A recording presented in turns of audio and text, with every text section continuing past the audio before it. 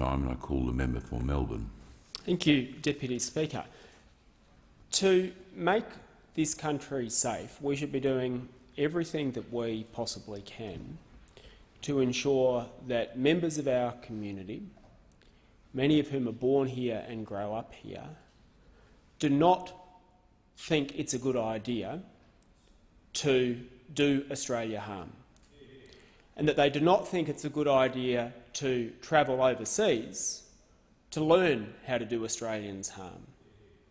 And distressingly, we have in recent times seen too many people decide, for whatever reason, influenced by whatever people, many of whom may not even live here in this country, that they dislike what is happening in this country so much that they want to do us harm, including doing innocent people harm, not just those who are engaged in combat, but doing harm to innocent Australians. And so the question that we have to grapple with is, what is the best thing to do to ensure that people in Australia feel that they have a place here and that they identify with this country, and that the last thing that they ever want to do is to do us harm? That is the national conversation that we need to be having. We need to ask the hard questions about why it is that people, including those who are born and bred here, want to hurt Australia. But that is not the conversation that we are having, and this bill does not do the things that would be needed to in order to stop people deciding that they want to do us harm. This bill does not do the things that are needed to stop people becoming radicalised in the first place. What this bill does do is remove a number of freedoms and rights that Australians have enjoyed for some time. And it is with some incredible irony that we hear the government say to us, well, what the terrorists want to do, because they don't like our way of life, is to make us live differently. Well, now that's what this government is making us do, because this bill removes many of the rights and freedoms that define us in the first place. And what this bill will do is affect people who have done nothing wrong and how they live their lives. And it is incredibly disappointing that it is being rushed through Parliament with only one speaker from the Labor opposition, and it's left up to the crossbench, the dissenting voices who don't have a voice on the two-party club that is the Joint Intelligence Committee, to raise some of these things. It is left to the crossbench here and in the other place to offer the real alternative view about how you would actually make Australia a more inclusive and safer place. Now, you would expect, especially from a government that calls itself Liberal, that if there were bills that were taking away people's rights and freedoms, that it would be subjected to the maximum scrutiny. And you would expect that from an opposition that says they oppose everything that this government stands for, that in their desperation to hold this Prime Minister Tony Abbott so tightly on national security, they wouldn't forget how to be an opposition. But that is what is happening. And I want to talk to the Parliament and to the people about how this is going to affect people's lives. In Melbourne, as in around the country, given that we are now a country where a quarter of us have a connection being born overseas, there are many people who regularly travel back to visit people who are close to them in other parts of the world. Thanks in part to the refugee program that Australia has had over many years, we have got people who have fled war-torn countries and who have come here seeking a peaceful life for themselves and their families.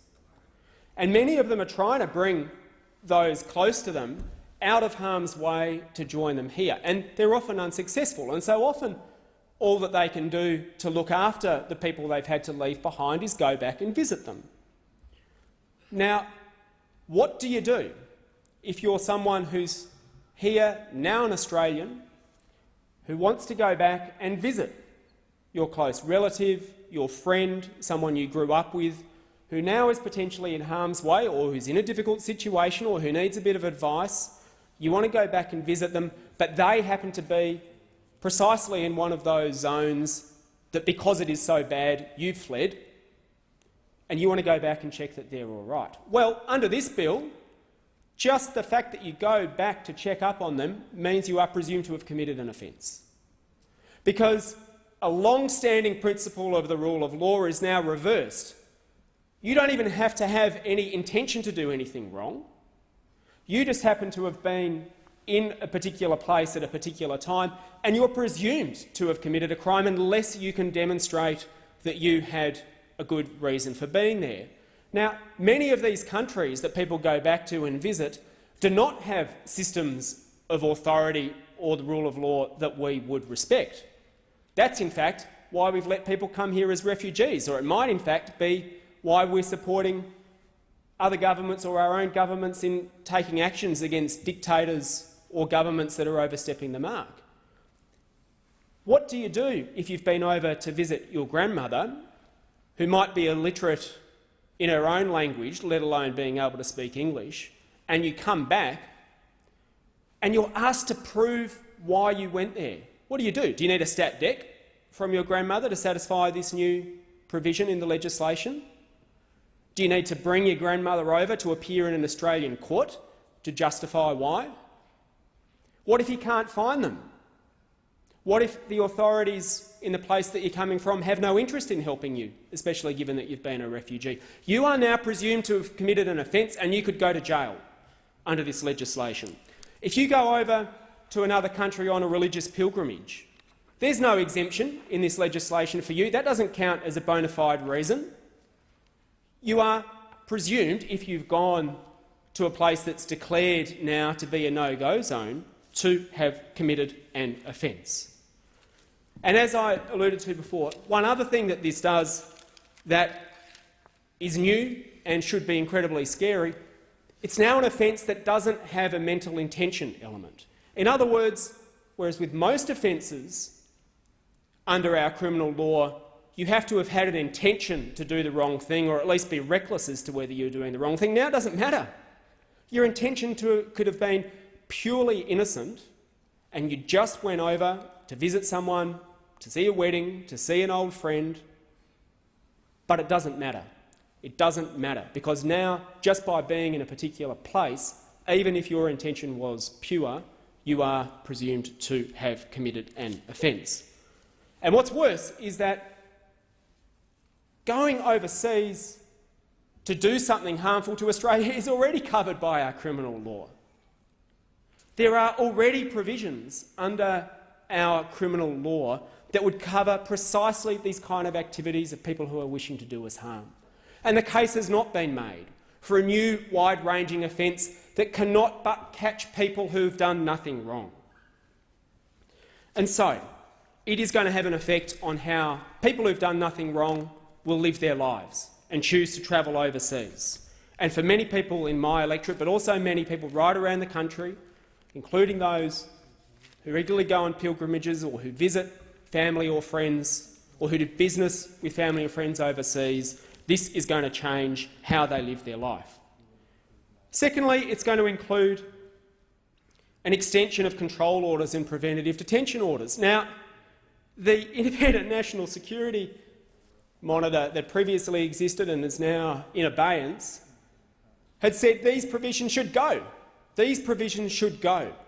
They were extensive provisions that allowed governments, even when you haven't committed a crime, to detain you. You can be detained in secret, without any rights, even though you've done nothing wrong, just on the basis of a suspicion.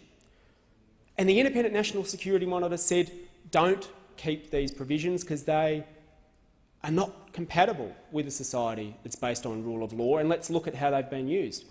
But no, this government comes along and wants to extend them, and the opposition is going along with it, saying, oh, well, we've extended it only for a little bit less longer than the government wanted to. So we're now having extension of provisions that allow governments in our society to detain you even when you've done nothing wrong. And thirdly, we're going to have an expansion of biometric material that's going to be kept by authorities. And because this bill has been so rushed, there is an incredible lack of definition about what is going to be captured by this. No one has had the time to carefully consider what this change might mean and what impact it will have on the privacy rights of all Australians leaving on international departures, including those who pose no risk to Australia's national security. And it's those people that should be at the forefront of our consideration of this bill, people who've done nothing wrong. What does it do to them? This bill makes their situation worse. Now, there are two sets of amendments that I'll be moving to try and address some of these issues, and I'll come to those in a moment. But it's worth noting before this passes that the Human Rights Committee that scrutinises these bills said that these bills are incompatible with some fundamental human rights, and made the point that a person could commit an offence without actually knowing the area that they were in was declared and without any intention of engaging in or supporting terrorist activity. And they also said that a person accused of entering or remaining in a declared area would bear an evidential burden, that is, that they would need to provide evidence that they were in a declared area solely for a legitimate purpose, and that would place defendants in the difficult position of having to prove a negative. Now, when the Parliament's own Human Rights Committee says there's problems with this, we should listen. We should listen, and we should not rush this legislation through. This legislation deserves proper scrutiny and more than just a cursory roll-the-arm-over debate in this place and in the other place. So I'll be moving two sets of amendments. And this, if these amendments are supported, will at least in part allow the government and Labor to avoid having to cry crocodile tears afterwards and say perhaps we pushed things through that we shouldn't have, because now they've got an opportunity to fix up at least some of the worst parts of the bill. The first amendment that we'll seek to move is to allow journalists to report on what might count as recruitment activity. And this is something that was raised in the Herald Sun this morning. And they made the point very, very clearly, and I agree with it, that we need more openness and honesty and discussion about what is driving people to radicalisation. We should be able to discuss in detail, in the public, so that people know what's going on and people know what tactics are being used so that they can steer their kids away from them. People deserve to be able to have a discussion about why people are being radicalised and the tactics that are being used so that we can stop it. If we stop our media from discussing what is going on under our noses, then it is only going to help it continue.